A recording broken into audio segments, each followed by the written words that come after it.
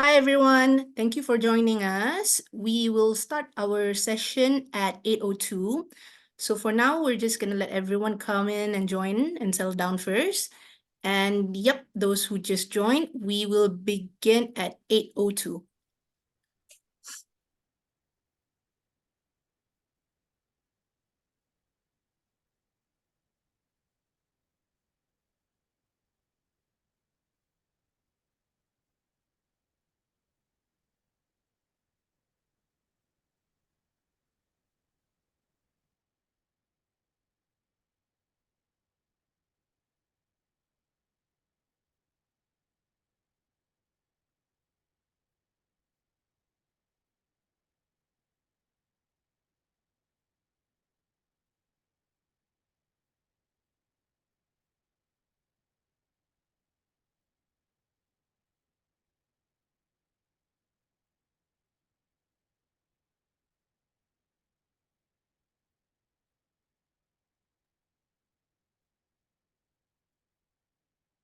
Hi there. For those of you who have just joined us, we will be starting our session at 8:02. And I can see that there's still some people coming in, so let's just give a few more seconds. Okay, I think everyone's here. All right, so let's start. Good evening, everyone. My name is Nurul, and I am the pre-assessment consultant for GMS. Thank you very much for taking the time to register and attend this webinar. Today's Australia Skill Migration webinar will be focusing on priority occupations in the healthcare and teaching fields. I bet some of you only thought that healthcare only refers to doctors and nurses and teaching only refers to teachers. Well, there are actually other occupations in this field that are being given priority as well. Before we shed further light on this, I will just take a few minutes to share a little bit about our company. Okay, so Global Migration Solutions is also known as GMS, is an Australian government licensed migration company. We are known as a premier migration firm as we provide the best migration solution, and most importantly, we handhold our clients throughout their migration process as much as possible, from their initial consultation until their settlement in their respective migration destination. We advocate the right migration practice with trust, transparency, and commitment. So what is unique about us is that we actually don't have a sales team, as we do not encourage candidates to be advised by a salesperson. Your eligibility assessment will only be undertaken by our consultants. Apart from that, all of our team members are equipped with relevant migration knowledge. So when you call us to inquire, they will be able to provide you with basic information. The photos that you see here are actually our team working closely together with the Australia State Government representatives and our partners as well. I'm actually quite proud to say that we have a very good working relationship with all state governments in Australia. We have over 20 years of experience, and we have successfully assisted 13,000 families worldwide, with more to come in the pipeline. And to date, our success record is 99%. We are also the only migration agency in Malaysia that was awarded the Top 25 Migration Agency CEO Award from U Global, which is a migration magazine based in the United States. Desmond Ang is our managing director and also our expert advisor for all migration programs, especially Australia. So in this slide, apart from Desmond, you can see that we have two other migration specialists, James Allen Hall and Audrey Anthony. Both Desmond and James are licensed migration advisors registered with the Australia government and New Zealand government. And our speaker for today will be Audrey, and she's actually our associate director and has over 13 years of experience in the General Skilled Migration Program, Family Visa, and RRV. So in this slide, you see a snapshot of Desmond and James's registration on the Australia government website. You can easily find their details there. So yep, go ahead, feel free to check. And even though we are the pioneers for Australian migration, we also provide migration services for these other 3 countries as well. New Zealand, we provide services for Entrepreneur Plus Visa and Migrant Investor Visa. And for Portugal, we provide the Golden Visa and D7 Visa. And for the United States, the EB5 Investment Visa Program. We also have presence in all of these 6 countries as well: Australia, Singapore, Malaysia, Vietnam, Cambodia, and Hong Kong. So now I shall pass on the mic to Audrey for her to begin her session.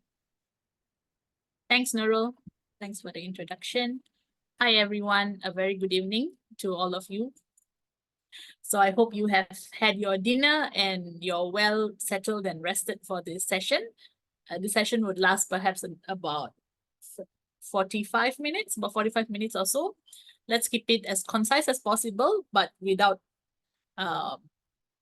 making sure that all information is given to you. So thanks again for joining us. I do see familiar names joining the session again, so that actually shows your interest of Australian migration. So I'll start off about why Australia. So for the benefit of those who are exploring this for the first time, as we know, Australia is a very popular migration destination.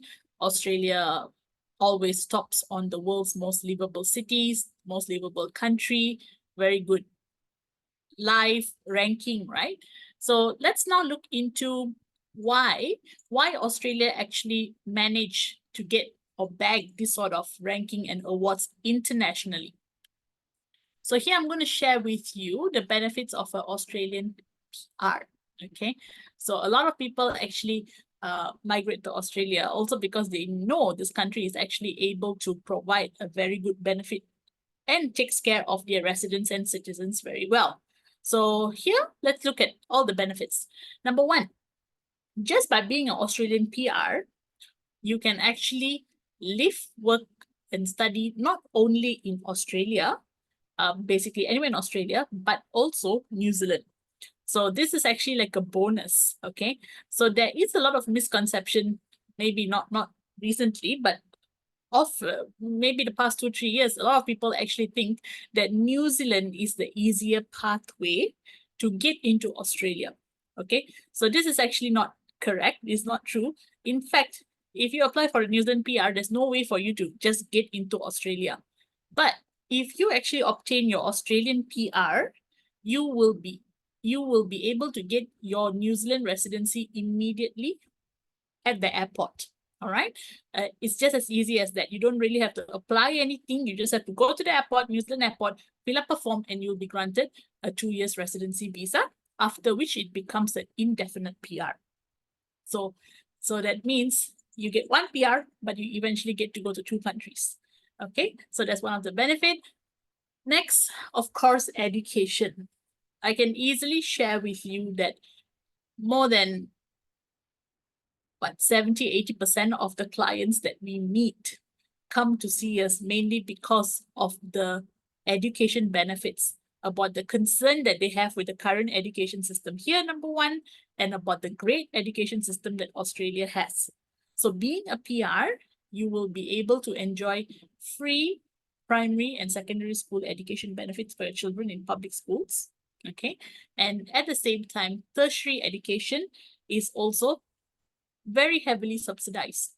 So when you're an Australian PR, you actually would be only paying roughly about 30% of what an international student would be paying. So that's actually a very, very great savings. I'm not sure if there is anyone here who are Australian grads, but if you're an Australian grads through an international student pathway, you would have known how much you would have to keep aside for this education. But being a PR, you only would need to pay 30% only. As a PR, you also get to enjoy Medicare benefits. Okay, so Medicare is Australia's free healthcare benefit for government sector, for government hospitals. So that is again a very remarkable thing that you get, because you don't have to be a citizen to get this. As a PR, you already enjoy this. Welfare benefits as well. As you know, some of you may think that, hey, the tax bracket in Australia is actually very high, but I can't deny that to a certain extent. But what's good to know is, as much as this tax bracket is high, what is the taxpayers' money being used for?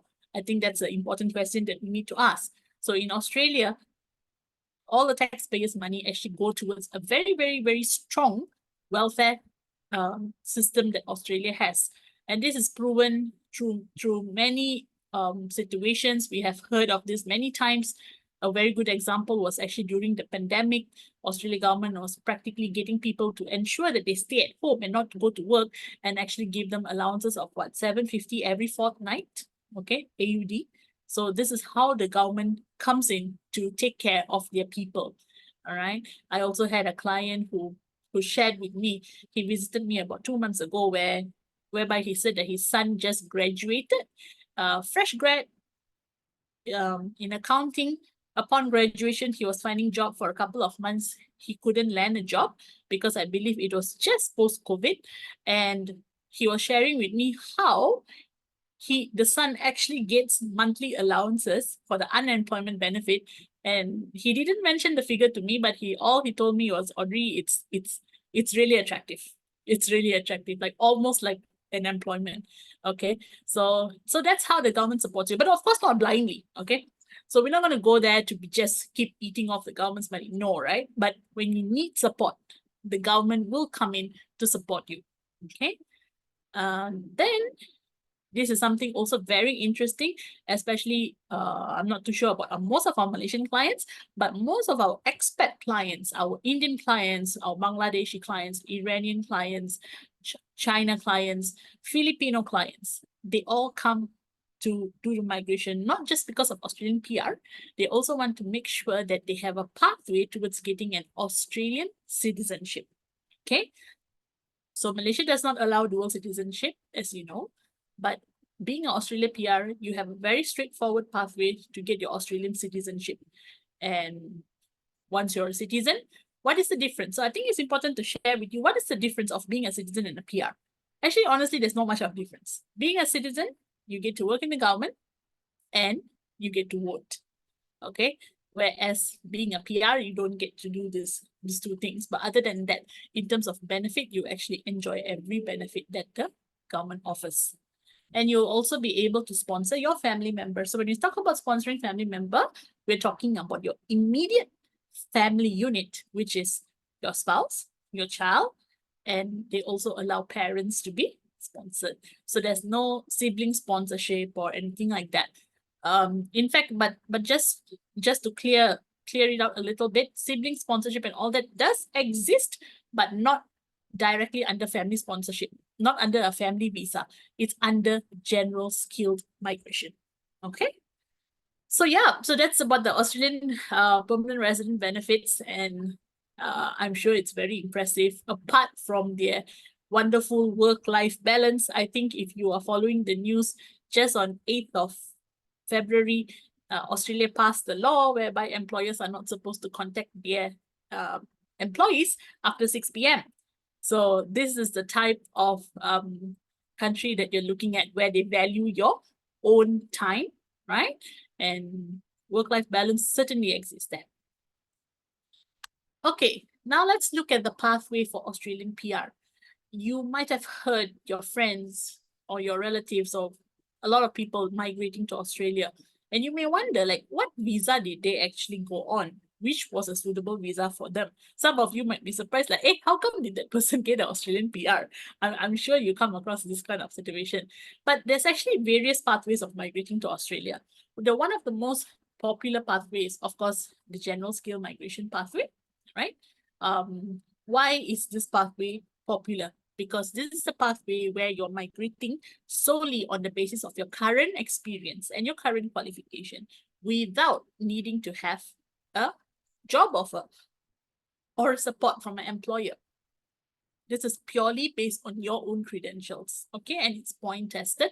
It's one of the most popular way to migrate to Australia. Of course, some also still start, start from scratch, which is by studying there, then working there and getting your visa.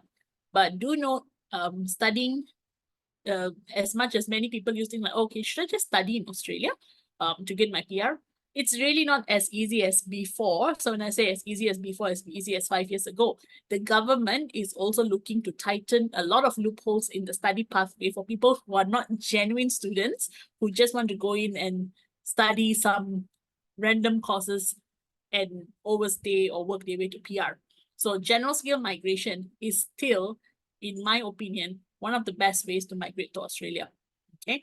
Then you have global talent independent. So this is for those who are able to demonstrate outstanding and exceptional achievements in their field. Okay. So there's certain target sectors like digitech, there's agri-tech, there's finance, fintech, a lot of tech, but not tech alone. Okay. And if you think that you are someone who's able to show a certain record of achievements that are internationally recognized and outstanding, then you may fit the bill for global talent. Employer-sponsored visa. Okay, employer-sponsored visa is actually one of the top priority for Australia right now. Okay, there's a lot of quotas and indeed a top priority. However, as I mentioned earlier, getting an employer in Australia to sponsor you a visa while you're here is not that easy, right?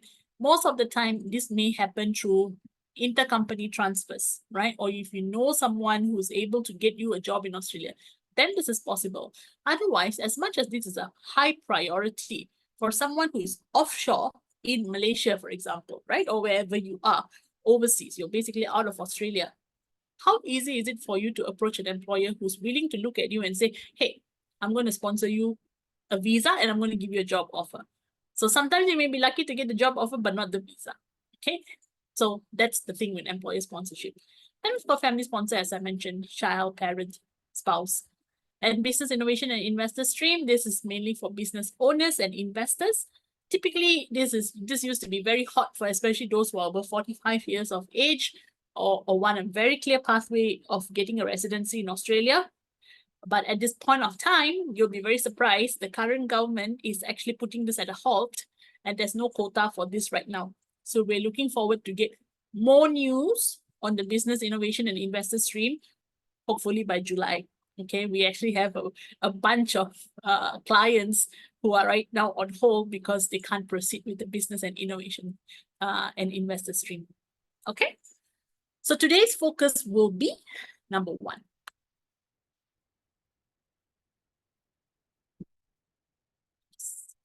Slide. Okay. All right. So now let's just look into the main criteria of general skill migration. So number 1, there's an age limit to this visa. You need to be below the age of 45 years old at the time of invitation. Okay. So this is not at the time of you start meeting GMS. Okay. Some clients feel like, okay, I've already met you now. So am I safe? It's like, no, you are not safe until you get an invitation. Okay. So there's an age bracket. Then there's a point test to be met. So the point test has several factors, such as what is your age, your qualification, your years of experience, what is your English level, are you married, are you single? All this is taken into account in the point test. So meeting 65 points is the basic, but at this point of time, trust me, 65 may not work, but 65 may work for the certain occupations that we are going to have a spotlight on tonight. All right. Then you need to have an occupation on the skill occupation list. So there were 500 occupations, and we will do the matching to see which occupation fits you the best. But today what we'll be looking at is a deep dive into the health and teaching occupations. English is mandatory. You need to basically demonstrate English through an English test, which is either through PTE or through IELTS. Okay, competent is the basic to be met, but in order to remain competitive in the current scene, I think Anything lesser than a proficient is going to be tough. Okay, so always aim to get proficient or superior. And this is what I mentioned earlier, invitation. So EOI stands for expression of interest. Okay, so as part of applying a general skill migration residency visa to Australia, you must be invited. So how do you get an invitation? You either get it directly from the system, okay, which is through like a federal government pool, or through a state nomination. And this is also where they have a small portion of quotas for relative sponsorship. But relative sponsorship is really not a priority right now by the Australian government. Okay. So your EY invitation is basically your make or break. Okay. Last but not least, you need to complete a basic health check. Just to make sure that you are free from any infectious disease or critical illnesses. Okay. And you need to complete a police check, which basically to see if you're free from criminal conduct. So these are the main requirements. Now, let's look into the visa classes under general skill migration. So under general skill migration, we actually have 3 visa classes. Okay. The first two, 189, 190, gets you a direct permanent residency in Australia, which is why you see the PR and PR there. Okay. Regardless, all these 3 visas are 5 years validity. So as a PR, maintaining a PR in Australia is so easy because all you need to do is just live 2 years cumulatively anywhere in Australia. Okay, it's as simple as that. And it may surprise many people to know that, hey, I can still maintain my PR even though I don't work, right? Because that's not part of the condition of maintaining a PR. So it's very clearly stated there for you. Live 2 years cumulatively in Australia and anywhere in Australia. That flexible. Okay, so you can go in, come out, very flexible. And as long as you have 2 years within a period of 5 years, you then get your next batch of 5-year Australian PR. So what's the difference between skill independent and skill nominated? 189 and 190. 189, as the word goes, skill independent, meaning independent from any sort of sponsorship or nomination. Okay, so this is what we call the federal government pool. The invitations are basically issued to you automatically according to your points ranking. All right. So for certain occupation, the points are already preset to be at a higher cutoff. For some occupations, the points are usually set to be at a lower cutoff. For example, health, okay, and teaching. For 190, skill nominated, this basically means you are approaching a state for a nomination. So we need to see which particular state in Australia actually has your occupation on their list, submit an expression of interest, and you will then get an invitation. Okay, I mean, of course, you will be then picked to get an invitation if you're eligible. All right, so that's the PR. Now, so PR is very straightforward. Let's now look into the TR. Okay, so this TR, as much as we call it TR stands for temporary residence, but this is a temporary resident visa that just doesn't expire and die off and you need to come back. This is a TR that can be converted very easily, in my opinion, into a PR. Okay, so eventually you still get a PR in Australia. So this visa, as you can see, it's called a skill work regional. So the word here, regional, basically means that with this visa, you can only be living, working, or studying in a regional area in Australia. So regional area in Australia is basically areas in Australia that are growing, okay? Lower population, but growing areas. And how does the Australian government define that? It's basically anywhere in Australia except Sydney, Brisbane, Melbourne. So just these 3 cities, okay? So just to make this a little clearer, if you want to be in Victoria, you can, but you just can't be in Melbourne. You can be like 1 hour away from Melbourne, for example, like Geelong, okay? So you can't be in that CBD and surrounding areas, but away from them that is defined very specifically with postcodes, okay? Now, this visa, how do you get the PR? In this full 5 years of the visa, all you need to do, so it's either you or your partner, okay? Your partner meaning your spouse or your de facto partner. What you will need to do is just demonstrate 3 years of taxable income. So all you need to do is show the Australian government your 3 years of tax assessment from Australian Taxation Office, and that you have been residing and working in a regional area in Australia. So as long as you can show this from the 5 years, you just need to show 3, you are then converted into a full PR after that. Okay, so this visa is very good. It's really a very great pathway into getting a permanent residency in Australia. Even a employer-sponsored visa doesn't do that, because the decision maker on an employer-sponsored visa for you to get a PR is your employer, not you. Same goes to graduate visa. There's no pathway to PR, but this one, you are in control, and you need to fulfill these two conditions of living and working with a taxable income, and you get to convert it into full PR. Okay, so these are the 3 visas under the General Skill Migration Program. Okay, now let's look at the focus of today's topic, which is the processing priority for the visa application. So right now, this is the processing priority for visa applications that are submitted to Australia. This is what they call under the policy number, Ministerial Direction number 105. So under this Ministerial Direction 105, the Australian government has defined that these occupations here are the one who are eligible for priority. And this is what Australian government basically needs. So you have health professional, teachers, school teachers, very specific, health, welfare, support workers, childcare, and so on. So we actually found this very interesting, because if you can see the health professionals, they did not specifically list out which health professionals. That's why they go by the major group 25. Okay, so there's a lot of occupations under major group 25 that you may not know, that you can actually use it as a pathway to migrate to Australia without having to have the hassle of sitting for exams or getting your APRA registration, right? So I know many clients, for example, when their spouse is a doctor, okay, then our next question would be like, okay, what do you do then, right? Because if a doctor wants to migrate to Australia and you don't have an Australian qualification or a UK qualification, you will first need to clear your AMC exams and all the entire process of getting registered, which is time consuming, right? It's not bad, but it's time consuming. So today, and when Australian government keeps talking about health is priority, what is health, right? Which occupations actually fall into health? So that's what we will be sharing shortly.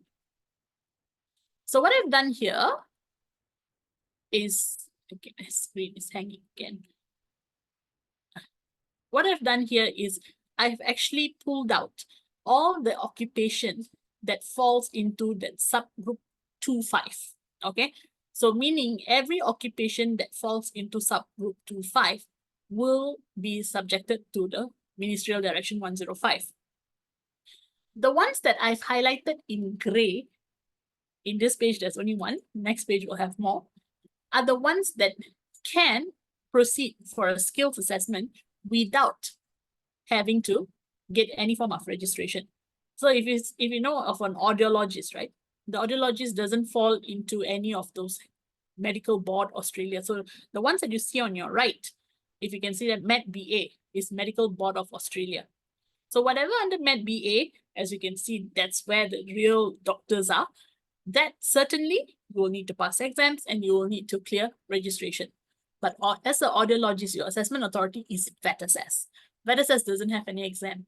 All right, it's just as straightforward as showing your work experience, getting reference letters and all that. So you can see here, Med BA and NMAC. NMAC is nursing. So nurses also need a proper exams and registration, bridging courses and stuff like that. Okay, so here comes the ones that are in gray. So what do we have?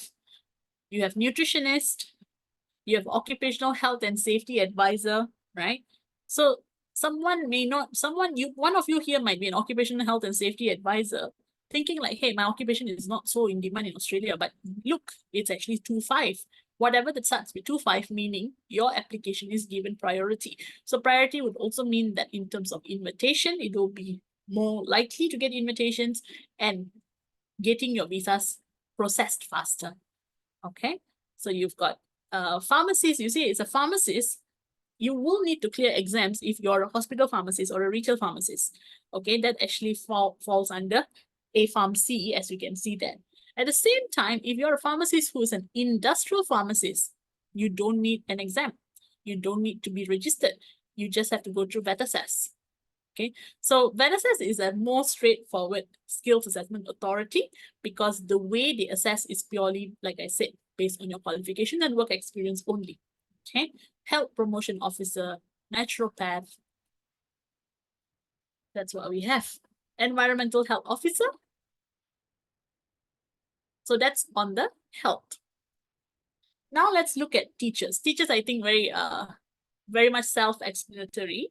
So in teachers, we have your early childhood, secondary school teachers, special needs, hearing impaired, sight impaired, special education teachers, primary school teachers, middle school teachers. Okay, so teachers are really in demand. So if you're looking at what happened on December 2023, there was an invitation round for Skill Independent, the direct PR, secondary school teachers and early childhood teachers were getting invitation at a bare minimum of 65 points.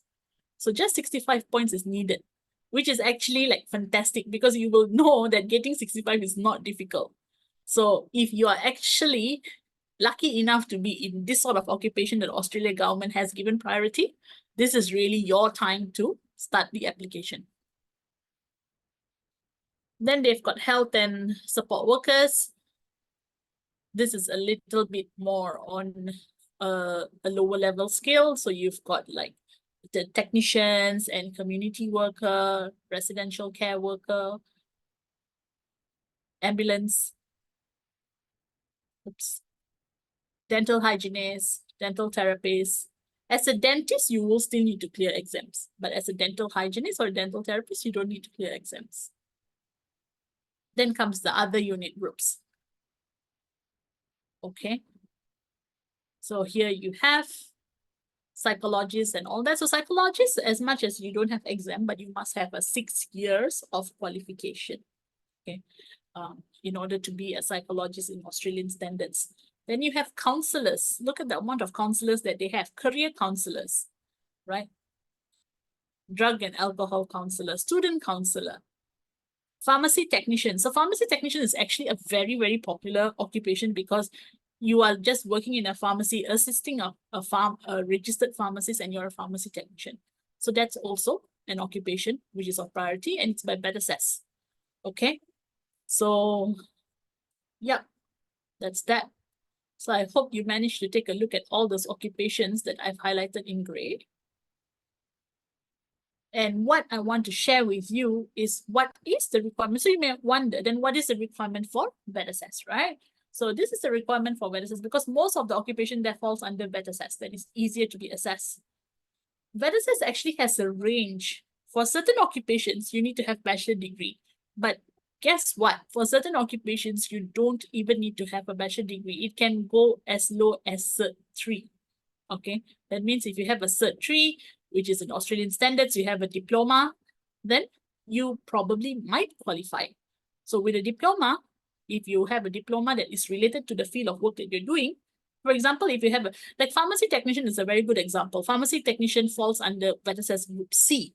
So under vet assess group C, you just need a diploma and you need minimum 1 year of experience if your qualification is relevant to pharmacies.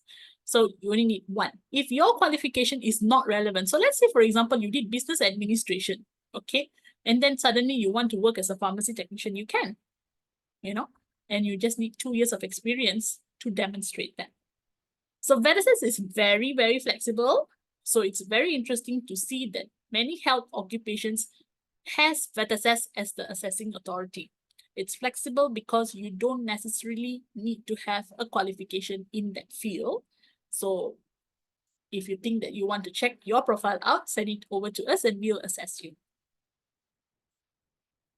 Okay, so that was about the occupations that are of priority in Australia. Now let's look into the overview of the general skill migration process. So the first step is always to complete your skills assessment. Okay, so as you know, one of the main criteria is to have an occupation on the Australian occupation list, right? Remember I said 500 occupations, and you also saw some of the occupations earlier, health and teaching. So you know you're in that occupation, but then we must send your documents for assessment to the skills assessment body. So exactly as what I mentioned, let's say you're a pharmacy technician. Now your documents will be sent to the BETASAS Skill Assessment Authority for a skills assessment. So if you are a doctor, then it will be sent to Australian Medical Board. But plus registration and exams, right? So this, as I said, BETASAS has no exams. So once you complete your skills assessment and once you complete your English test, you will then move on to the next stage, which is expression of interest, EOI. Okay, so under the expression of interest, you then decide which visa you're going to apply for, whether it's a 189, 190, or 491. So you will be entering the second stage with a clear direction of your points, because your points are already determined once the English is done and skill assessment is done. So you can submit multiple EOI, and then you need to wait there to get an invitation either through the system directly, which is the skill independent, or through the state or relative. Okay, so there's getting an invitation doesn't necessarily mean it's going to be an easy feat unless you fall into the health and teaching occupation. But for other occupations, it's still highly possible. So if any of you here today are not from health and teaching occupations, totally fine. In fact, bulk of our clients are not in health and teaching as much as we would like it to be. So we have a lot of clients who are like public relations, marketing, and they are actually getting invitations as well. So I'll just share with you more encouraging news for those who are not in the health and teaching. We had marketeers getting selected for a 190, which is a direct PR visa with 85 points and 90 points respectively under Sydney. Okay, so that's good to see that Australia government is also picking this sort of occupations apart from health and teaching. So once you've been picked and you receive an invitation, that's when you can go to the fourth bubble, which is submitting the visa application. And once you submit the visa application, you will need to wait till there's a case officer assigned to your visa application, and then complete the medicals and police check. Then you get your visa decision after 1 year or faster than that. Okay, so this is where again the ministerial direction 105 comes in. So a very, very clear real life example that we have is we submitted a profile for a social worker client of ours in December, I think 5th of December. We actually got her visa approved by 29th of January. That's how fast the approval can come in if you are in a priority occupation like a social worker. For other occupations, which is like maybe certain engineering or marketing, this can take up to about a year. That's very, very normal. That is the usual processing time by the Australian government because they have so many applications to process. So I hope you understand this flow. So the first step is always to get your skills assessed by the appropriate authority, get the English test done, submit your expression of interest to whichever visa that you can qualify. We will advise you, of course. That's what we are here for, to tell you how to strategize, how to make your application stronger. Then once you're invited, submit a visa and get your visa decision. Okay. Okay, so I'm actually done. I do hope that the information shared to you was useful, and I'm now going to pass it on to Nurul to basically take on and conclude the session, the following session. Thank you. Thank you very much, Audrey, for the very informative sharing session. So, okay, as you can see on the slide, what is next for me? Well, first, the first step that you need to take is book your free consultation with us. So aside from calling our office mobile, office number or mobile, you can also reach us via WhatsApp and email. The slots are on a first come, first serve basis, so contact us ASAP to schedule an appointment. Then we will get you to send us your profile to be pre-assessed before your consultation session. So after that, the next step is, of course, attending the consultation. That's step number 3. Our consultants will go through your eligibility with you and calculate the potential points that you can claim for this pathway. So actually, the first 3 steps is the easy part. The tough part is making the decision to take that step forward. I recently told a candidate that when it comes to migration, delay is the biggest enemy. So yes, if you are keen on this pathway, do get in touch with us as soon as possible to book that free consultation. You've got nothing to lose. At least, you have the right information to make an informed decision.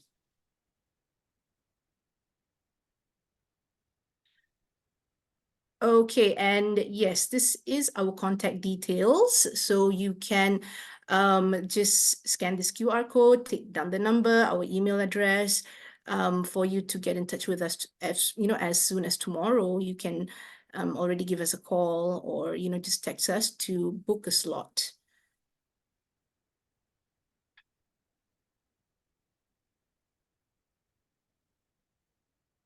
So this QR code is for our social media. Do scan it and follow us on LinkedIn, YouTube, our Facebook, our Instagram, even on TikTok. We do share from time to time, aside from the recent news on migration, we also do share happy news like visa grants. Recently, in January itself, we had 21 visa granted for skilled migration. So you can go there and browse their profile and see what kind of occupation that were recently selected for under GMS. So now we would like to open the floor for some questions. And we already have a few here, so I'll just start.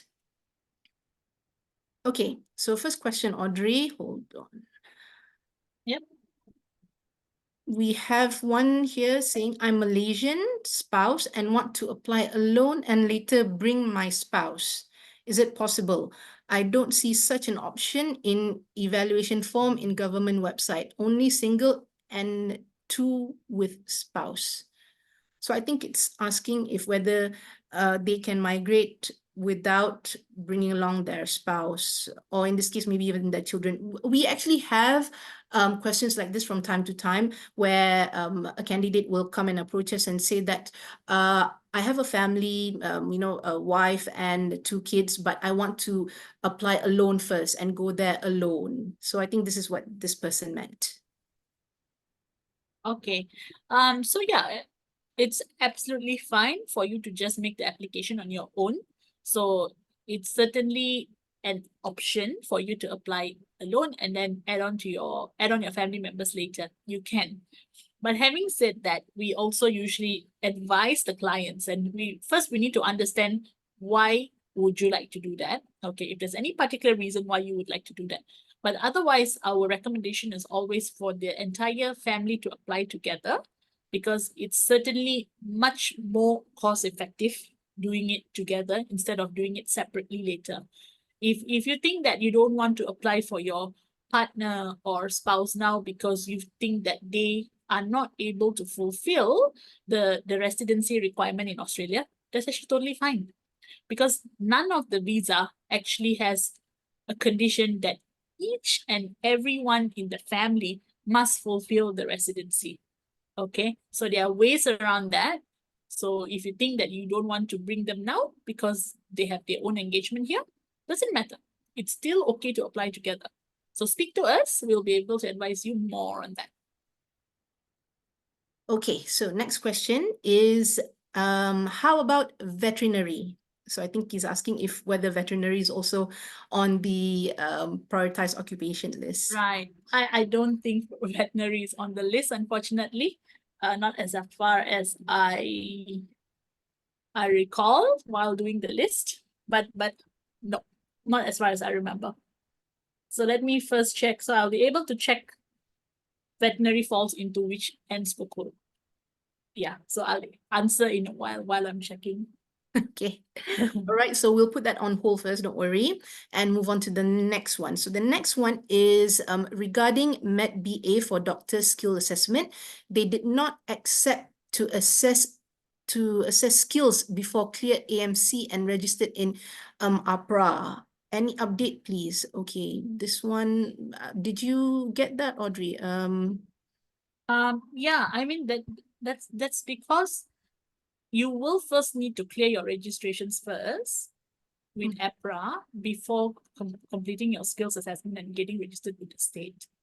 So you will need to get in touch with them. So just to let you know, for doctors, for medical doctors and medical practitioners, we don't assist on the skills assessment part at this point of time, because a lot of involvement for doctors and nurses actually it involves the candidate on their own. Like, you need to take the exam, you need to get registered, you need to do this. So which is why it is not effective for a migration agent to assist. So usually for doctors, we always get them to clear their own APRA registration and skills assessment, and then come to us to take over from the EOI stage. So I might not have the most updated information here for you, but you will first need to clear your APRA registrations first. That's right. Okay. The next question is quite interesting, actually. It's PR holders can apply for government jobs. Not quite. It's usually just citizens. So usually a citizen is the one. The reason is because most of the time the citizen, most of the time the government jobs will require a certain baseline clearance. And in order for you to get that security clearance, you need to be an Australian citizen to begin with. So that's the thing. But I have personally seen a client who is like with a not really fully government, semi-government. She did manage to get in a job. They were willing to make the consideration, semi-government, and she managed to get in, though she was Australian PR. Okay. Okay. And back to the veterinary, it's not on the list because veterinary occupation starts with 2-3. So as you can see, the health occupation starts with 2-5. Okay, so the next question that we have is, I hold a diploma in early childhood education and I have 5 years working experience. Am I eligible? So if it's just a diploma alone without a presence of a bachelor degree, then it's not going to be possible, because all the teachers, the school teachers in Australia, is actually assessed by the authority called AITSL, Australian Institute of Teaching. So their basic requirement is you must have a 4-year bachelor degree as part of your qualification, bachelor degree in education. Okay, so the next one, on early childhood as well. I am planning to study a graduate diploma in early childhood education in April.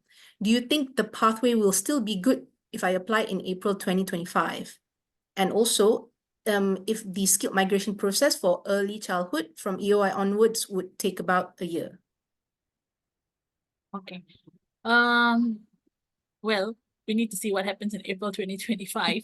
But I don't, so I'm guessing this person already has a bachelor degree and now they're progressing on to a graduate diploma, which is, so what you first need to make sure is if you didn't do a bachelor's in education, your graduate diploma must have minimum 45 days of supervised teaching. That is essential. Okay, so ensure first your qualification has a practicum, right? 45 days of supervised teaching in a school setting.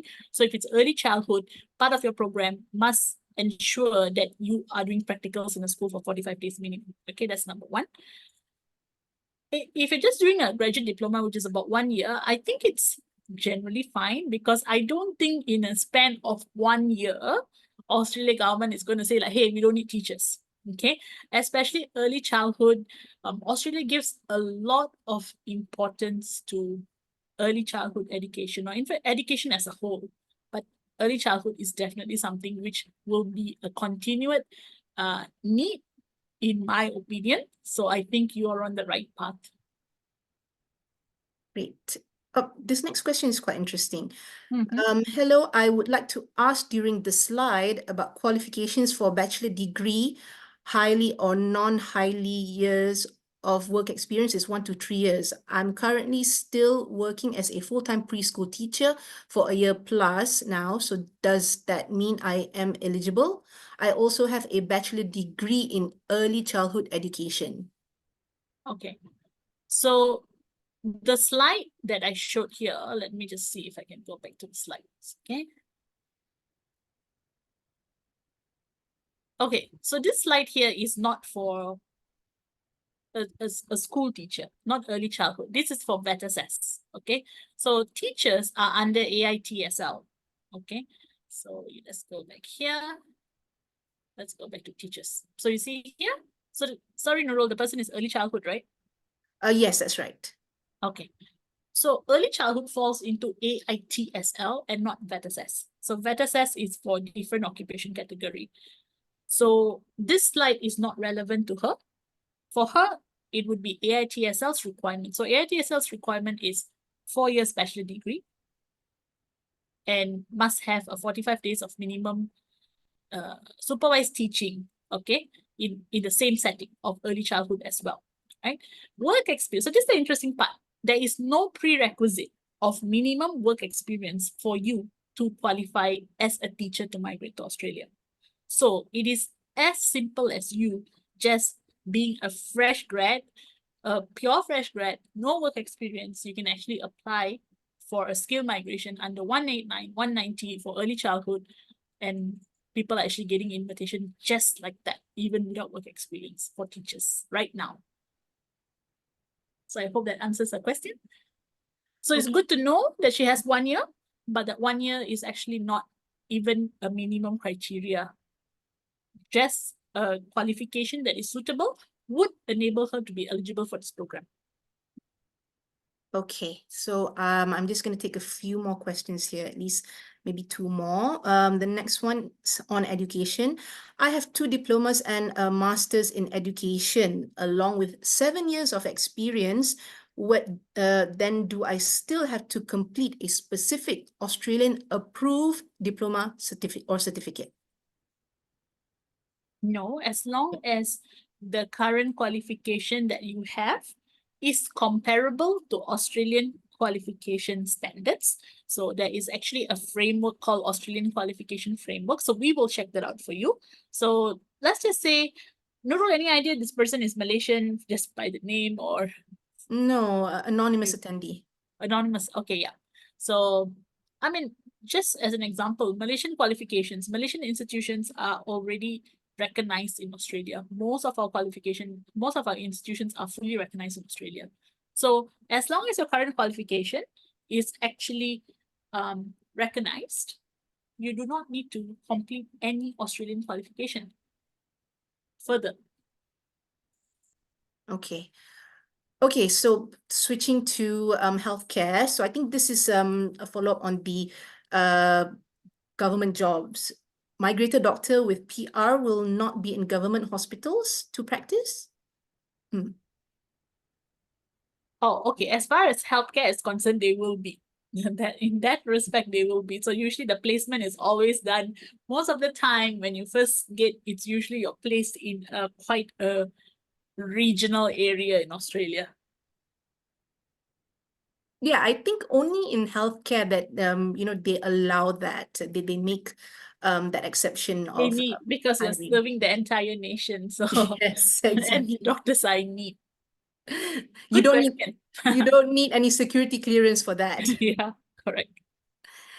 Okay, so yep, I think okay, just one last one because yep, this is something that I think others would be curious as well. How about a language teacher teaching Japanese and Chinese language? Okay, a language teacher, we will need to see whether you're purely a language teacher out of a school setting or you're actually a language teacher in a school setting. So if you're in a school setting, then we can actually see if you can apply as one of the school teachers, whether early childhood, primary or secondary or middle school, right? But if you're just out of a school setting, then that falls into a VET-assessed occupation. That comes into a different category. The priority here is for school teachers. So I hope you're teaching those languages in a school, then you are in a priority occupation. Okay, great. Thank you so much, Audrey, for answering all those questions. And that's all the time that we have today. Thank you very much, everyone, for attending and staying on until the end. Those questions were really good. And for the questions that we didn't manage to answer, don't worry, our team will get back to you on your queries via email. So, okay, thanks again, everyone. Have a good rest and good night. All right. Thanks, everyone. I hope the session was beneficial for you all. For anything further, feel free to reach out to us, and we'll definitely attend to you, and looking forward to assist you on your Australian migration journey. Good night, Yes. everyone. Bye.